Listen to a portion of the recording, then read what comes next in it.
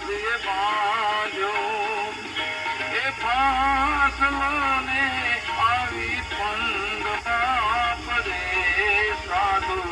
ભાઈ રે લખ્યા નહીં તો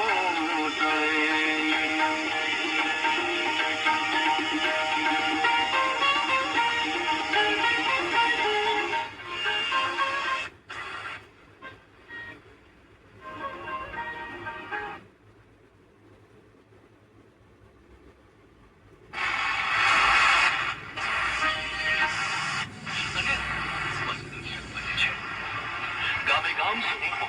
આરોગ્ય સેવાઓ સ્વસ્થ જીવનનું ઉદાહરણ બની છે સાથે ખેતરોમાં લહેરાતો પાક